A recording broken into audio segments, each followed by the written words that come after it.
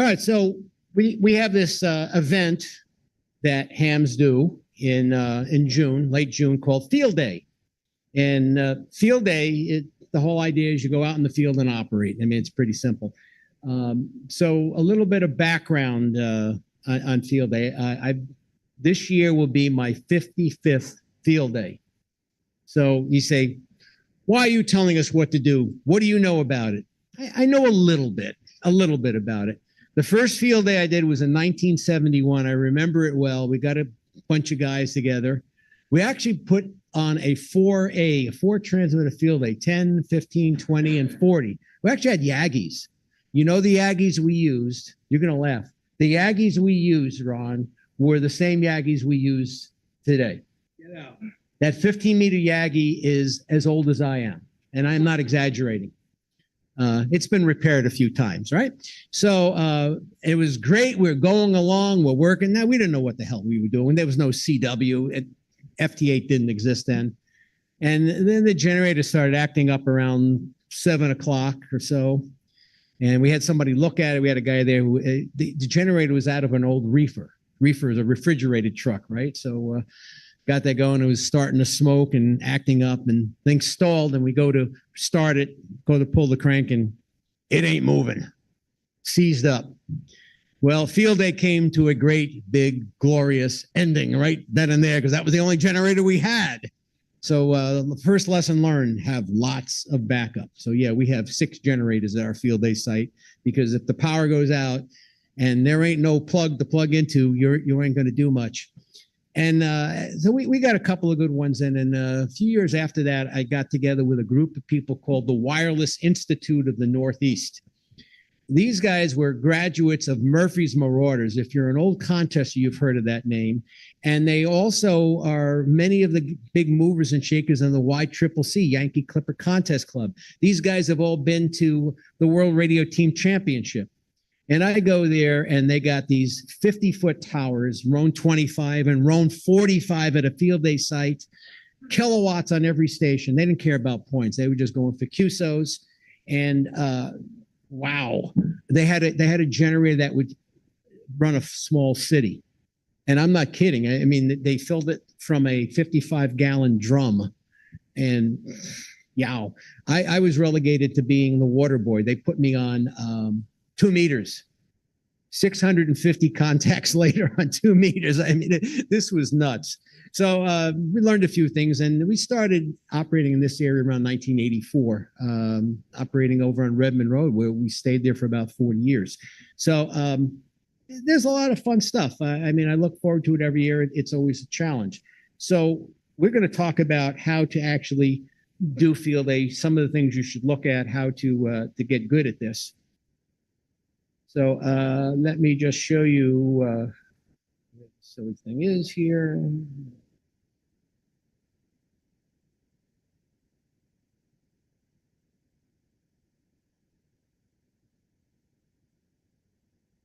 Okay, so why do you do field day? It said, well, field day is not a contest. Why should you bother with that? Well, actually it is. Think about it. First field day was in 1933, and it was very hard setting up a portable station then. You had big radios with big vacuum tubes that put out very little power, and a generator. I mean, you didn't have portable generators. You had monster-sized generators. It was a big deal getting the stuff to a field, getting on the air, and actually making contacts. And they didn't have sideband then. I think they had like a little AM, but most of it was on CW. Today, anyone could drag a little portable radio into the field with a battery or whatever and get on the air. It's easier than easy. So when you look at this, any endeavor, if you're going to actually do something besides just relax and do nothing, if you're going to do something, you should have a way of measuring how you're doing. Was I successful or whatever? You know, that's really what counts. There should be a clear way to demonstrate improvement year after year. And in field day, you know, if you follow the rules, they give you points for working people, but they also give you points for training beginners. That's a big part of it. And public relations, inviting people from the community down there, having a display station, promoting alternate activities like satellites. I understand I'm the only satellite operator in Vermont. Why do I operate satellites? Not because I find it that interesting, it's because we get 100 points at field day for it. I mean, it's that basic, you know. I mean, bribe me. You can bribe me with field day points. That'll be easy.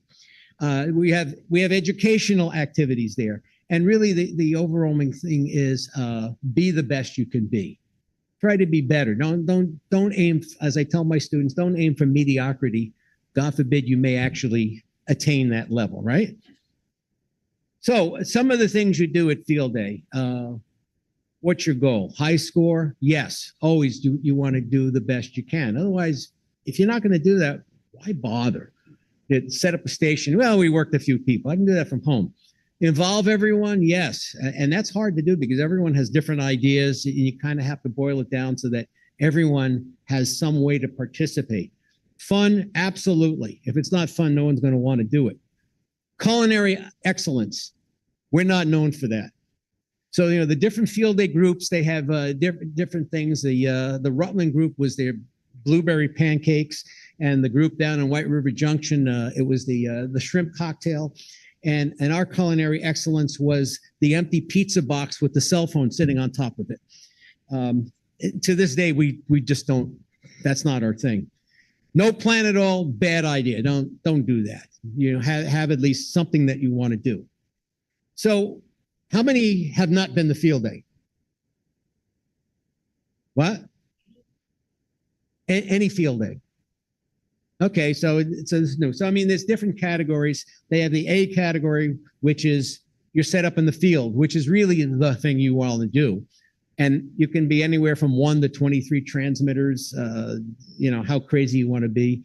2-person is category B. If you operate from home, it's D or E, depending if you're on commercial power or if you're on a generator. Or you can operate from an agency like the Red Cross, they call that F. And then what are you running it off of? You're running off of commercial power? Well, that kind of like cheating. I mean, so what? Anyone could do that, right? Or you're running off of a generator or off of a battery. I mean, those are all in play, and they all have their individual things you have to be aware of. Are you running at the 100-watt level where you get 2 points multiplier, or the 10-watt level where you get a 5-point multiplier? Harder to make contacts with 10 watts. And then you have add-ons like the GOTA station, get on the air for the beginners, or the VHF station. You don't have to do those, but of course you want to do that.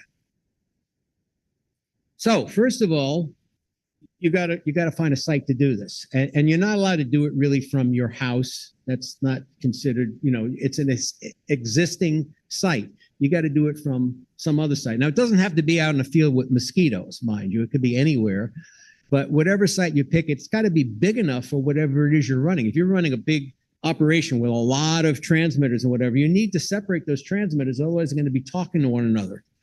Some field day groups put everybody in one big tent. Well, then the noise between them is just annoying. You want it to be close to your participants. If people have to drive 2 hours to get to the field day site, you're not going to get as many customers, right? Easily accessible. Well, again, if you have to go up a mountain and you need 4-wheel drive, you're going to eliminate some people there, right then and there. Now, here's where it gets interesting. Have high trees in the right places. You don't have to have the trees, but if you don't have trees, you're going to have something to get your antennas up in the air. Up in the air is important. And the trees have to be in the places where you can actually string wire antennas. If there's too many trees, you can't do that. And if there's too few trees, you can't do that. You have to have good RF characteristics. You know, if you're shooting to the west and there's a big mountain in the way, not a good idea. You want to have it open to the west. Noise, we kind of got burned on that. We had power line noise. We fixed some of it, and there was still some there that was annoying. We worked around it, but it was annoying. Security. Wherever you're operating from, are there like undesirables running around? I mean, it has happened. You know, you have to be kind of aware of that. And weatherproof. In other words, if it rains all weekend, will everyone get stuck in the mud? That's happened too. So how do you know that unless it rains? That's important. So we had to move our field day site after 40 years because the state, it was basically the Chittenden Solid Waste District and they wanted to build a sorting facility to sort the tin cans or whatever. And says, well, we don't want you to operate there because we're going to be laying it out, whatever. They've since scrapped the whole plan. They realized, oh, it's a floodplain. I says, you didn't know it was a floodplain? You told us not to park the cars in the field because it was a floodplain. And anyway, so we picked another spot, which is the state facility along Route 15. It's that street right on the top there. There's my pointer. Right on the top, that's Route 15, and there's the railroad tracks. Few people know about this thing.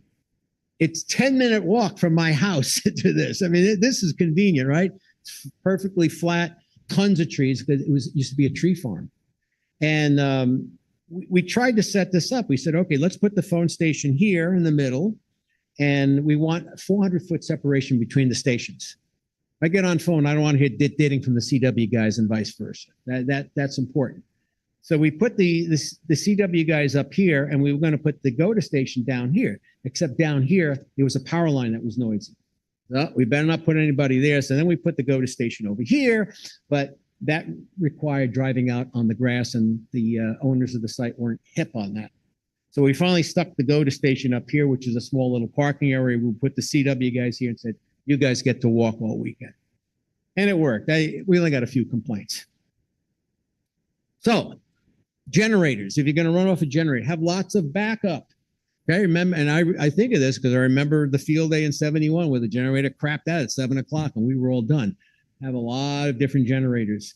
If you're going to run off of batteries, make sure you have enough amp hours to run for 24 hours.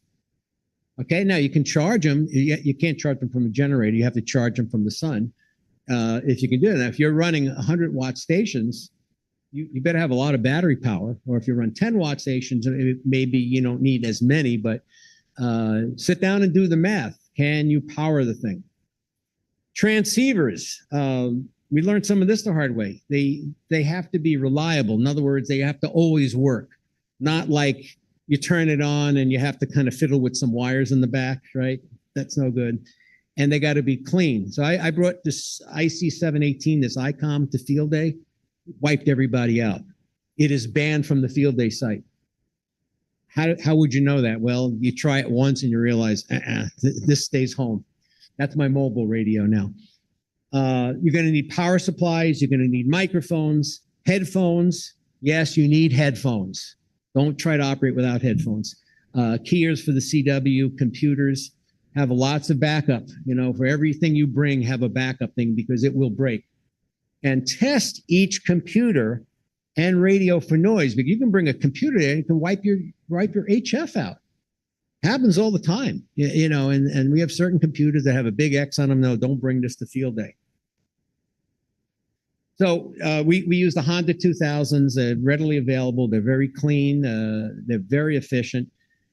So you see here, this is an Evinrude gas tank, I think, or a Johnson, right? It's just a portable gas tank, and we have 2 generators. And we put the tank up on a little high spot so that the gas flows into it. And that's a 6-gallon tank. That generator will run 9 hours on a gallon. We essentially will use about 2 gallons of gas on our phone station to make 2,400 QSOs. So our fuel efficiency is 1.2 kiloQSO per gallon. Okay, how many can make that claim? We can, right? And we have a second generator there, and we have a UPS. So if something happens, the generator conks out. Sometimes happens, although we tend to be more reliable than Green Mountain Power. Generator kicks out. The UPS comes on. It beeps. Guy gets on the radio. Hey, we got a generator down. Guys come over, they start the second generator up, replug the plugger, and then they're back on the air, and then they figure out why the first generator went out for whatever reason. And that's how we keep that station on the air 24 hours, no matter what. All right, so now housing. We're going to set everything up. Okay, tents, usually the best option. You need a large enough tent. You don't want to be like this in the tent, right? It should be roomy. Don't use a plastic camping tent. And I tell you that because they're made of fiberglass. They're hot as hell. Okay, they don't breathe, and they're low, so everyone's kind of like scooched down, and that doesn't work for old people being scooched down. You know what works good is the garages. You know, those tents you buy for garages. We switched to that for our CW station. Some people use trailers or motorhomes.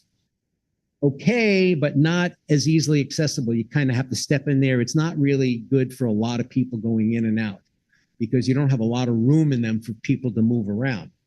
They usually have AC though. That's a good thing. Now you have to have enough generators to run that AC. But my thinking is if you're using AC at field day, you're a wimp. Unless you're in Florida. I guess if I was in Florida, I guess I would insist on the AC too. But I mean, we just have fans and we tough it out. If you have an available cabin at your site, I know one year we went up to Mount Philo, we had the cabin there. That was neat. That was cool. Just have a way to get the cables in and out of the cabin. Picnic table. No, don't do it.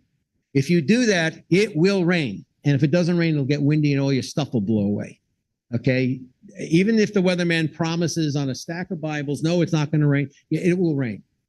Absolutely. Don't do it. Or they put them in a shelter. Well, again, the shelter's not going to protect you if it gets windy. So, you know, it's supposed to be an emergency exercise. Act like it's an emergency. Don't act like, you know, you're just playing around. So antennas, I'm going to say some controversial things. This is the most important consideration. If your antenna don't work, no one's going to hear you. And it's not going to be as much fun. So I'm going to go over the 3 antennas you should not be using, and everyone probably uses it. Verticals or loaded whips. No good. Vertical, for it to work well, has to have a good ground screen. And you should not be in Vermont. All right? Vermont has terrible ground. And I know I'm a broadcast engineer. When I go to Florida, the 1,000-watt stations in Florida kick the ass of the 5,000-watt stations here in Vermont. Why? Because they have better ground conductivity. That's how it works. So you're already starting off behind the 8 ball. And then if you don't have a ground, you're just going to have a lossy antenna. If it's a loaded whip, now the loading coil is going to take more power away from you. And even if the antenna is perfect, that antenna is a terrible antenna on 40 meters during the day because you want your signal to go up during the day on 40, not out. And even on 20 meters, most of the people you're going to be working on 20 meters are going to be in Illinois and places like that. That's going to be like a 45-degree angle. The vertical one is more of a DX antenna, not your best antenna to use. It's convenient, but not good. Mag loop, are you kidding me? I mean, you see these ads for the mag loops and QST, and a guy wrote an article about, oh, it worked almost as good as my vertical. What did we just say about verticals? And it worked almost as good? No. Now, there is a guy, K1QAR, he's got this mag loop that's about 25, 30 feet across. That's a different league. His works well. End-fed half-wave antennas. In theory, they should work, except that people run them. They have the bottom of it on the radio, which is 2 feet off the ground, and running to a tree maybe 25 feet off the ground. If you put the whole thing up 50 feet, it'll work well. But why are you end feeding it where you got to mess with transformers and high voltage points? Instead, just use a dipole. Works a lot better. So dipole, inverted V is not as good as a flat top. Flat top, you want the average height of the entire antenna to be as high as you can get it. If you feed the antenna with open wire line and use a tuner, the dipole will work anywhere from the half wave down, right? If it's a half wave on 40 meters, it'll work 40, 20, 15, it'll work on all those bands well. Now, if you have the wherewithal, like a tower or a ladder, you can put Yagis up. For many years, we put Yagis on a ladder, extension ladder. I can't recommend this as a particularly smart way to do things. It's tricky, but you know, you cut your teeth on it. We have these military towers, these military masts and towers we use, whatever. And the Yagi doesn't have to be terribly high, 40 to 50 feet. It'll work pretty well for stateside. But yeah, you need robust support and it cannot fall down. I mean, no matter what the weather does, that thing's got to be up there. So this is what it looks like. This is our phone station. So now notice the tent. It's an old canvas tent. How old is it? It says Ted Williams on it. Ted Williams played in the 1940s. Okay. It's an old canvas tent. Now, canvas tents do leak if it rains hard enough. That's why you see that gray stuff on top of the tent, and then Ron sticks his canopy over the front. So we have actually a place you can get in and out where you're not getting rained upon, and very comfortable in there. And the antenna, the tower is a 50-foot mast. We have a 20-meter monobander and a 15-meter monobander. And like I said, those antennas are older than most of you in this room, right? But they work. They're monobanders. Not much to go wrong with them. You just have to make sure you put them together correctly, you know, that the reflector is the longer element. That counts, right?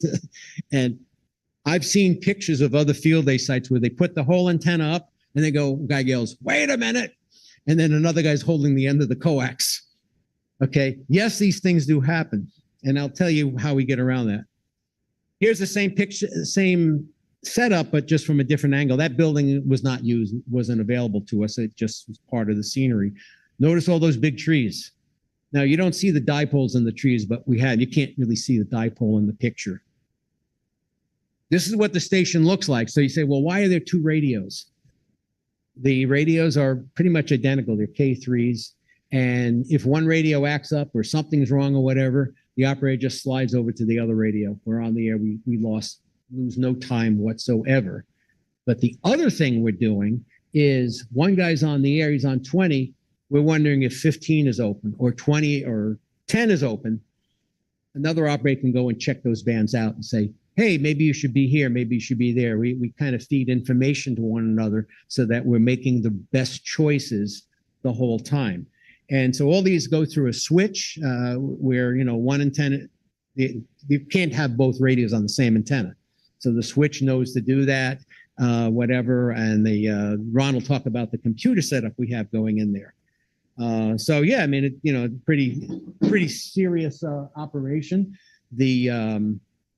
Normally we just have one operator in there. You know, this was like late at night. We were kind of looking around for stuff.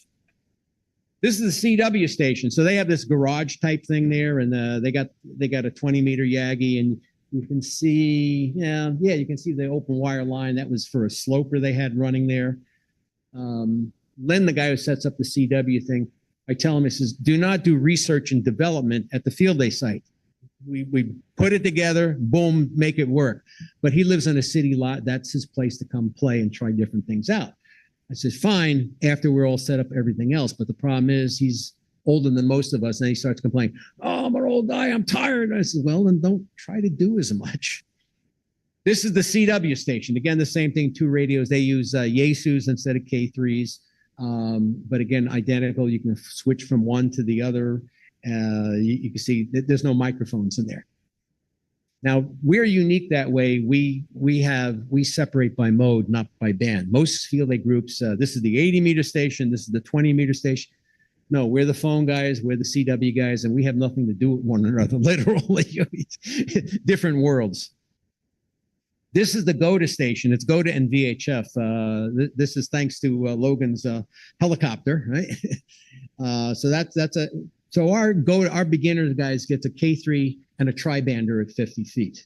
They get a pretty kick butt station.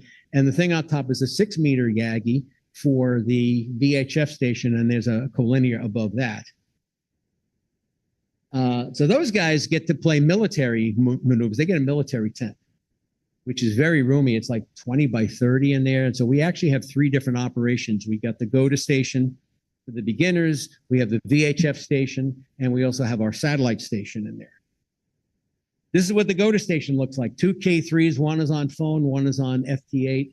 So we don't have to unplug anything. The guy just slides over, goes on to digital, whatever. So how does this stuff get put together? Well, it's a lot of work. I mean, you can watch a whole video on how we put this stuff together on Bob's channel. This is the 6-meter antenna going up. I can see they're making some mistakes, right? Like looking at this picture, this isn't the way I would do it, but they got it up and they didn't break anything. And then you might say, how do you get those wires into the trees? Well, this way, we shoot them. This is a compressed air cannon that K1BIF uses, and we put a line 80 feet into the trees doing that. So if you're good with those things and get it right on point, we get those antennas up pretty quickly. So now we're going to turn over to Ron. He's going to talk about more about the siting and how we actually do the logs, because we used to have this old-fashioned logging thing where I logged on a DOS computer, these guys logged on a different computer, and none of the two groups had anything to do with it. None of the three groups had anything to do with it. Now everything is combined. Share. Oh, it's open. It's open. I just had to come out. Got it?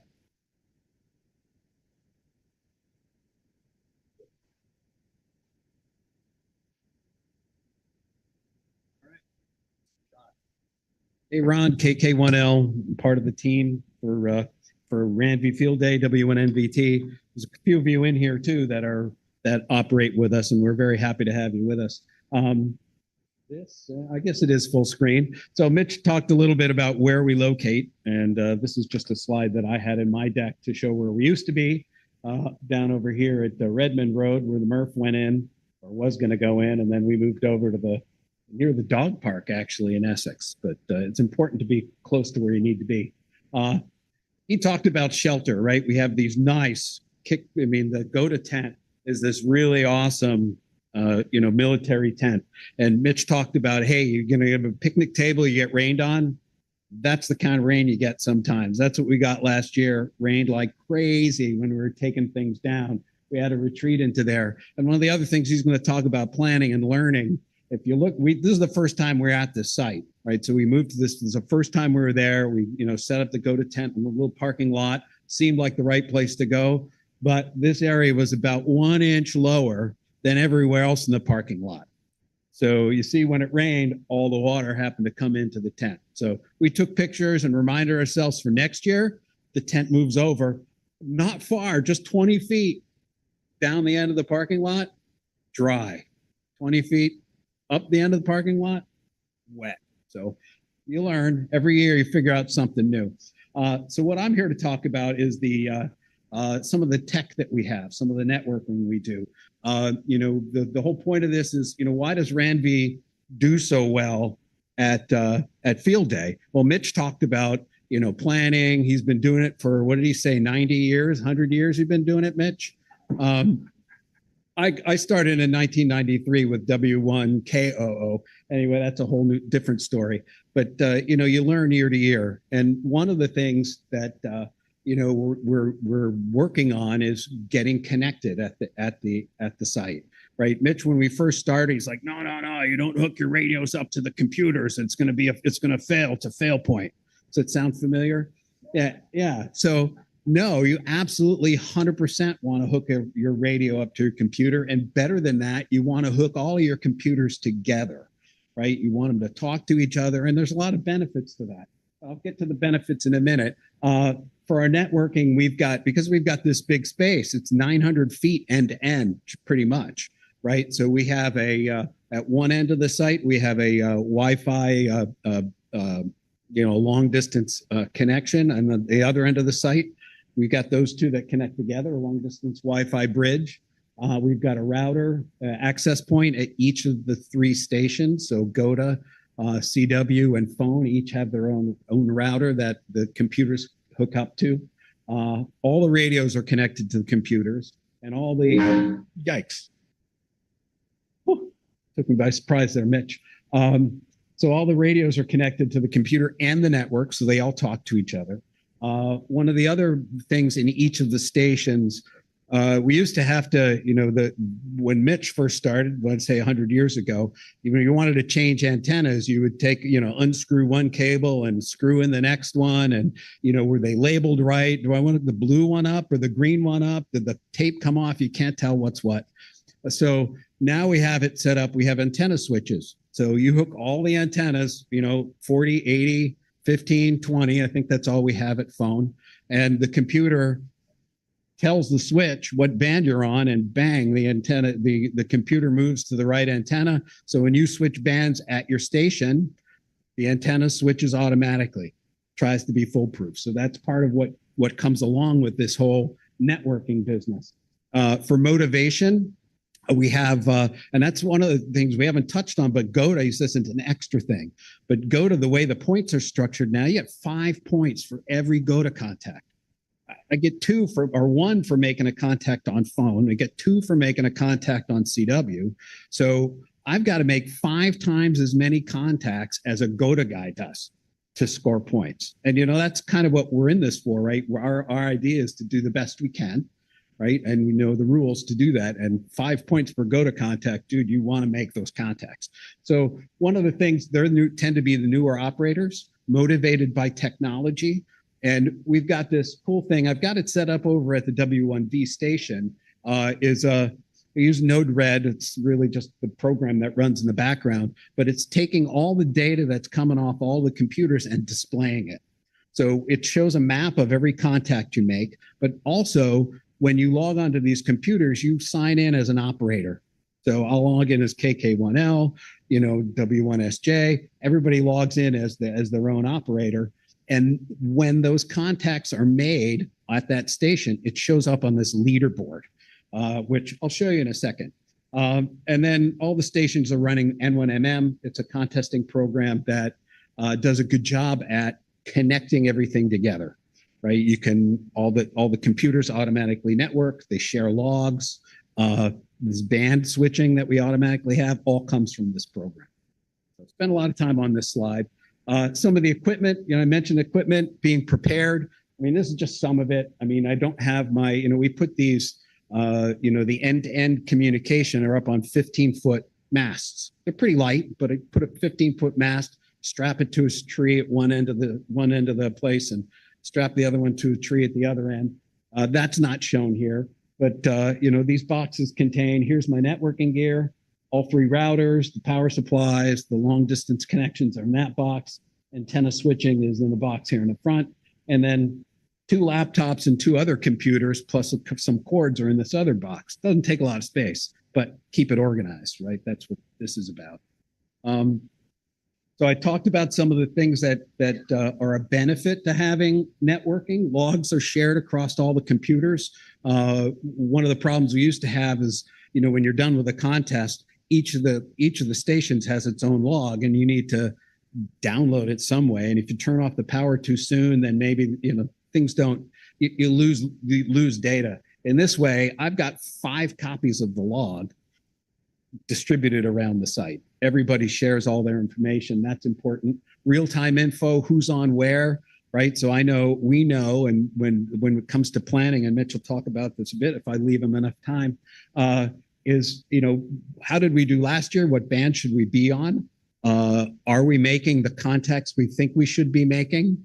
And so this is some of that real-time info. We see where CW is, how fast they're running. We see where phone is, how fast they're running. Same with GOTA. So that's all watched. So we can change bands and we can make adjustments, find out if they're having trouble.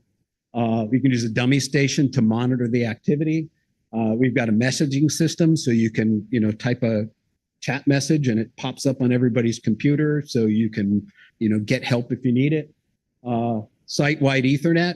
So anybody walks anywhere on the site, the whole site is all covered, so you can get good connectivity. The switching and control we talked about, and I'll cover a little bit about the log analysis that we can do as a result of that too.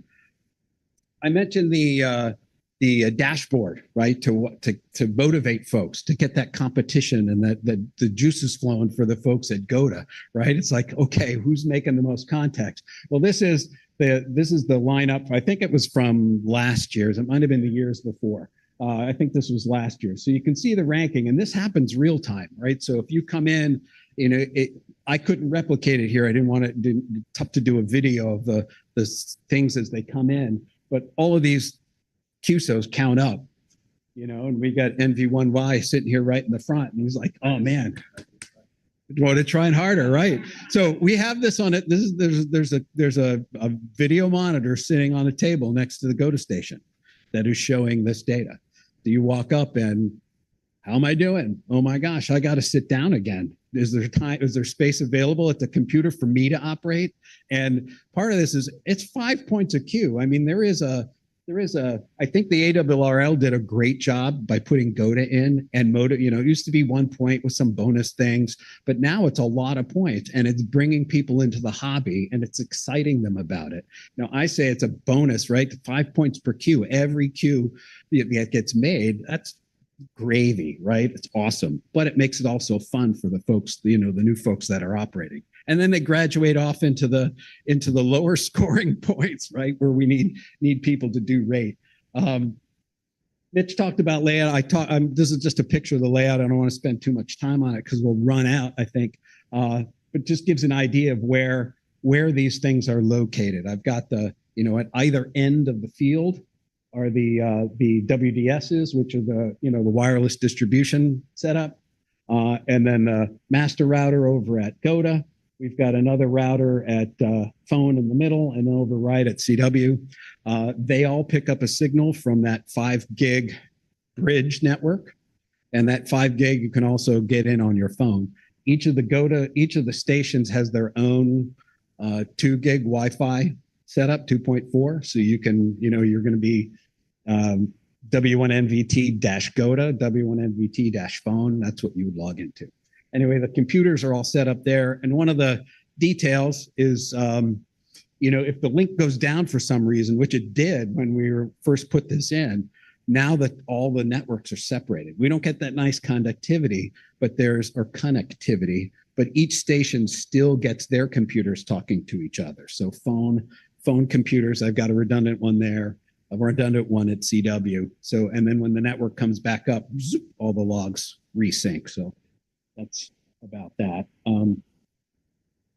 Now, some pictures from this is what we did analysis back in 2023 at I haven't done the work for 2024 yet, but I will.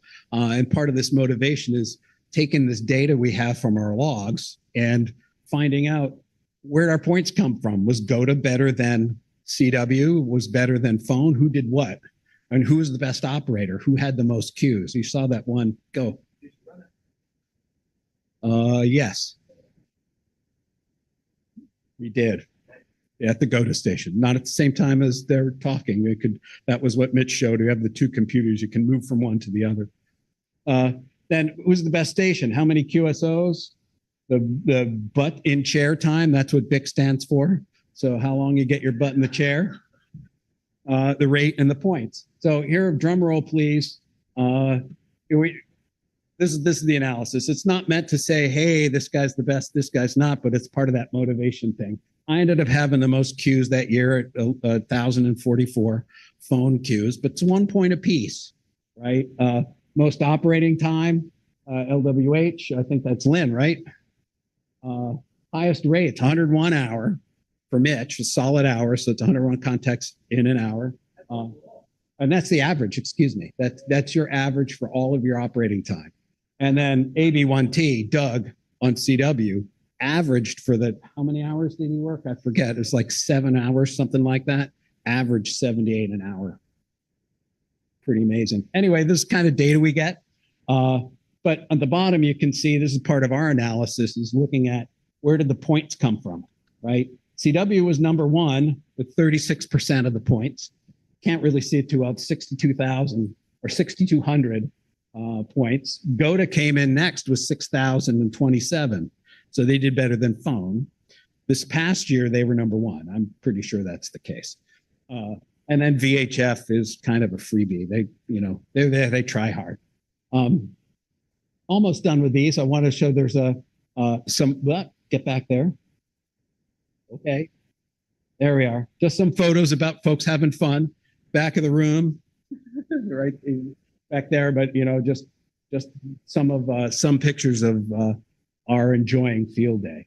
And then Mitch mentioned antennas and the right tools and being safe and whatnot. Well, there's picking up on the left there, but here's Mitch. Like, okay, right tool for the job. We had one of the antennas was a little scant. I mean, so it's this. He picks up a trail tool and kind of fixes it. So yes, Mitch, you don't always have the right thing ready for you to use.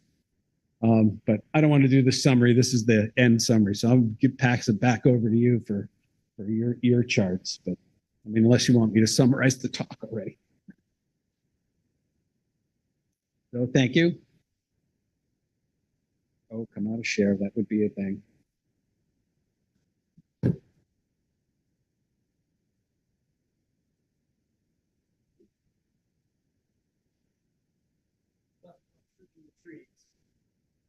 Which if you have a green leaf tree hugger nearby, they freak when they see that. You're shooting the trees. Oh my God.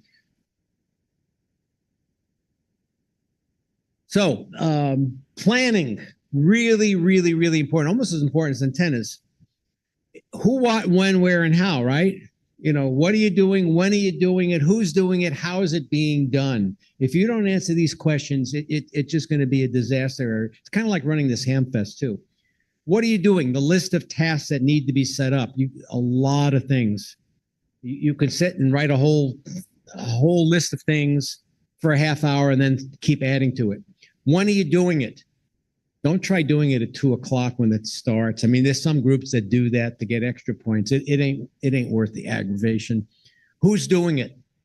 Okay, so we have spreadsheets. I'll show you the spreadsheet with times on site. Who's there? Who can we count on to do it? Make sure you have enough manpower. You think of yourself, if you're the general chairman of this thing, you are the CEO of a company with 20 employees running a 24-hour schedule. Let's say like a broadcast station, right? You got to make sure it runs for 20, and actually it's more than 24 hours because you got the setup and breakdown time. How is it being done? We have a field day manual that's close to 25 pages long. And I give everyone the homework assignment, read this and know what the heck to do and bring it with you. And they don't. They kind of leave it in the car. And then I'm watching from across the field saying, what the heck are they doing over there? And it says, guys, you got the whole thing backwards. You ain't going to get it in the air that way. And they have to undo it, and it wastes time. Also details in working in bad weather.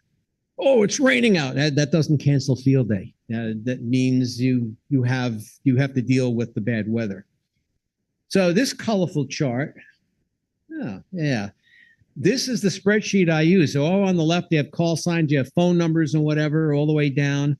The yellow area right here is the setup time. So each of these are times. This is Friday at 10, Friday at 11, 12, whatever. And then the X means you're on site.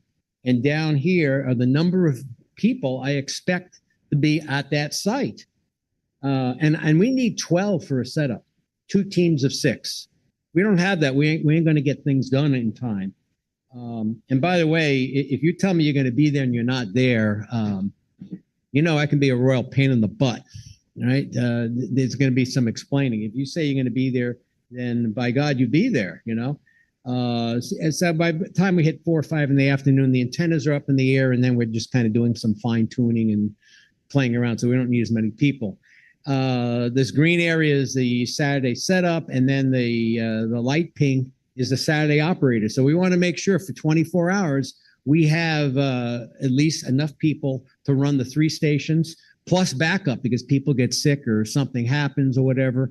You want to have all of that. People taking pictures. Let me know if that picture comes out. And then finally, right at the end here, that's the takedown. We don't do so well here because everyone's tired and cranky and whatever, and things kind of don't get done as well as they should. So with your operating, make sure you have ops on duty for 24 hours, okay? I mean, there's some field day groups, at like 10 o'clock at night, they shut everything off and go home. No, that's not the point. If it's an emergency exercise that you're simulating, emergencies don't go home at 10 o'clock, right? 24 hours, that's the gig here. Pick your category consistent with your available operators. So if you want to pick a 10 transmitter category where you're running more like 12 transmitters with the freebies, you're going to need like 30 people at the very least. Now, remember, not everyone's an operator. Some people just want to put the stuff together and they don't want to operate. So you want to make sure you have enough operators to cover it. We find that you don't want to put an operator on for the entire weekend more than 10 hours. You want to make it fun, not a grind. You want to train your operators to have good skills. So operators, they're all pretty good. but we don't have like guys who go to the World Radio Team Championship. We don't have the best of the best. They're not like on the honor roll or anything else, but we're all pretty good in what we do. And how do we get that way? Well, you know, we know how to listen, we know how to speak, and we know how to log, and we know the abbreviations, right? So, guy going along and, oh, you're 5'9" Alabama, and then the guy yells, what's the abbreviation for Alabama? No, don't do that. And they say, well, on N3FJP, you can look it up. You don't have time to look it up. You got to know it. And I tell our new operators, go home and memorize this stuff, because in the heat of the battle, it's not really a good time to try and figure it out. Put your operators on at sensible time. So put your best operators on Saturday afternoon and Saturday night, right? I run about 180 to 200 the first hour in field day. Okay, that's pretty nuts. You have to be that good to do that stuff. Most people get overwhelmed because everyone's calling it. It's just a free-for-all there. The moderate operators, we put them on late Saturday night, Sunday morning, where, you know, they call CQ and get one answer, and they don't have to have a heart attack dealing with it. So it works well for everybody. Know the propagation. Know what bands you should be on, what bands you shouldn't be on. Well, let's try 40 meters. This is the good time for it. No, it should be you going there for a reason. You go in there because you want to have a good number of things. And be an expert on the rules. I mean, granted, the folks in Newington do not know how to write English. And I tell you that because they made mistakes. And I said, wait a minute, our score should be that. Oh, we didn't mean that. You want to try a different language? And I had a long talk with them. What the heck are you guys writing there? It was wrong. And even with that, you have to bring the club's attorney with you to figure them out. They're really complicated and whatever. And to this day, we still argue about the rule. No, it means this. No, it means that. I mean, it's just not to say, yeah, screw it. Let's just have a good time. Not worth it. But at least have it. And, you know, most groups don't. We worked one guy, the same call sign. He gave different categories 3 different times we worked them. What are you moving? And we actually saw their video, and the video wasn't consistent with what they were giving out. It was just crazy stuff. Okay, so operator amenities. Make sure you have enough water for everyone. You don't want people kind of falling over for, you know, not having enough water. Food, you make it on site or have it brought in. Or in our case, we just cross the tracks and there's 12 different restaurants along Route 15. That's convenient. But food prep, you're going to have some people who are dedicated to dealing with food then. Okay, we barely find enough operators. That's a problem. Have a safety plan and you follow it. So our safety officer is Jeff. He's doing the demo down the end of the hall there. He makes sure that we follow the safety rules. We have fire extinguishers and stuff like that. We have a first aid kit. Ron is a trained EMT, so we're lucky to have that. And have a designated camping area where people can sleep or sack out. So then you need a clear takedown plan when it's all over. That's where we kind of fall down because everyone's tired and cranky and everything else. It's kind of a really mess. You want to have a clear plan to capture and save the logs. Okay, whatever you do, you want to make sure you don't lose that in the craziness. You want to make sure the logs get submitted a month later. Some field day groups forget to do that. And make sure the site's left in pristine condition. Otherwise, you won't get invited back. And that's kind of my job. I go back there like a day or two later and make sure there's nothing that doesn't belong there left. And I find all sorts of tools and everything else. You know, it's really important. And then we review the rates. We write a critique. What did you find? You know, and it says, guys, if something is broken, tell me about it. If you don't want me to know it's you, then tell me about it through messaging where you don't identify yourself, but tell me about it so I know to fix it so it's not broken for next year. And then you celebrate. So our thing is we put this in the QSC. How do we get our operators to do so well?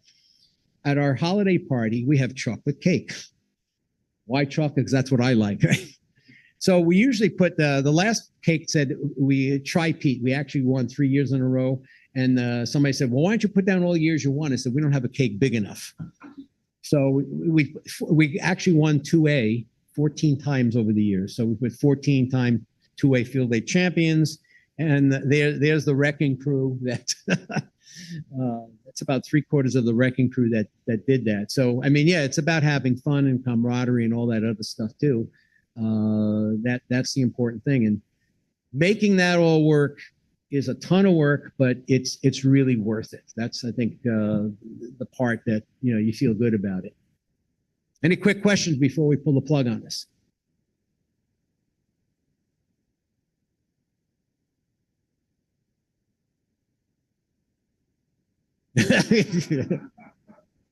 Yes, that does happen.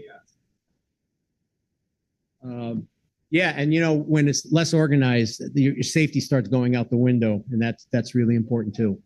But it's taken a lot of years to get to this point too, because the first field day I did, there was no planning at all. It just happened and stopped. Okay, guys, stay tuned here because we're gonna have the Weakest Link game show coming up, and you won't want to miss that. So, I mean, there is an open, part of this too is there's an open invite to come, right? We'd take anybody who wants to show up at field day. Love to have more operators. If you haven't ever operated, we'll help you out. If you love to operate and you're fast and you've learned CW like crazy, then show up too. We have a seat for you.